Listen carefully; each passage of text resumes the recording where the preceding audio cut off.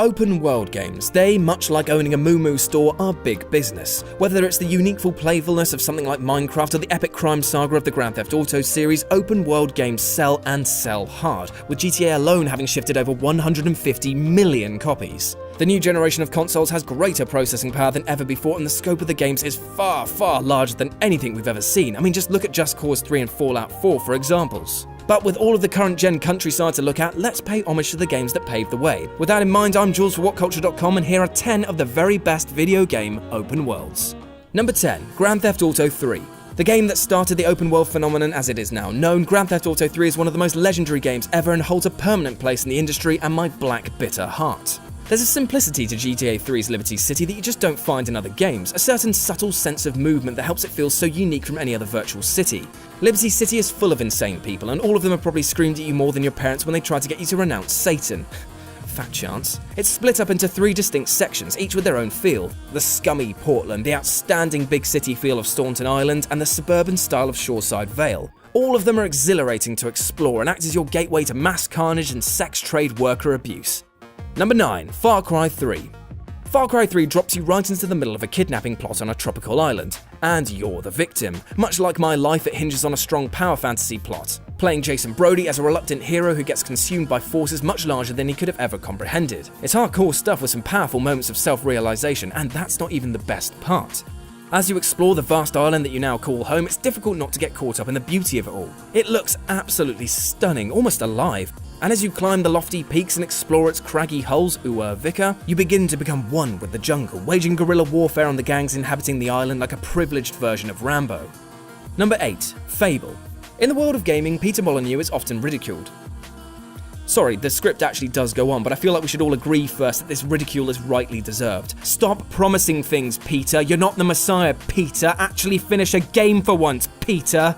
Despite this love-hate relationship, Molyneux is somebody you can tell is very passionate about the gaming industry, and it shows in his games, when he finally finishes making them. When he initially began to talk about Fable, it was touted as the greatest game in the history of mankind. While this was totally off the mark, Fable still remains as one of the most uniquely fascinating games in recent memory. There's a childlike innocence to the game, as the ongoing narrative seems heavily inspired by fairy tales, weaving its own dark tale on these classic yarns. As you explore the surrounding areas, however, you begin to notice how densely packed the world actually is. The world of Albion feels very organic and flowing, as if you're living within your own storybook. The exciting tales of Horns Bad Mannington, ruler of all and kicker of chickens. Or something like that.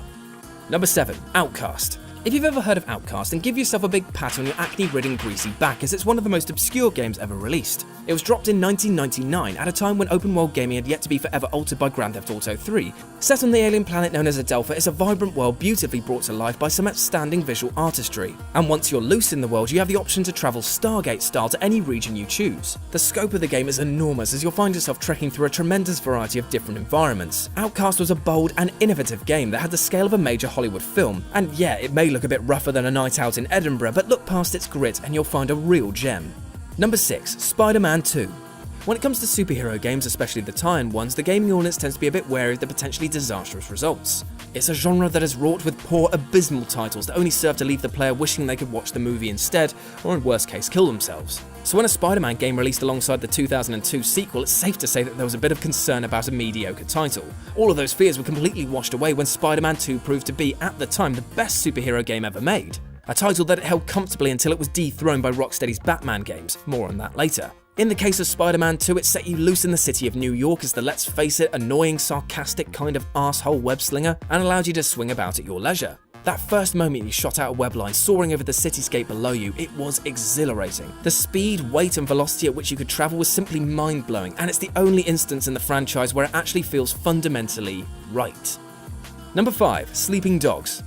Sleeping Dogs began development as a new entry to the vastly underrated true crime franchise. I mean, it had Snoop Dogg in it. Check it out, buy all the copies you can of this horrible yet amazing abomination. But after a series of developmental hiccups, it was picked up by Square Enix and then turned into its own franchise. It features a slick combat system that appears to be inspired by the current crop of Batman games. But instead of raw fisticuffs, it gives the player an unprecedented set of kung fu skills. The driving and shooting are also quite fun, in that they were laughable, but all of which strengthens the hand-to-hand aspects of the game. As you gain control of Wei Shen, set free into the open world of Hong Kong, it begins to show the huge landscape at play. There's a colossal amount of things that you can get into that are completely unrelated to the main story, including drag races, random city crimes, and just plain old carnage.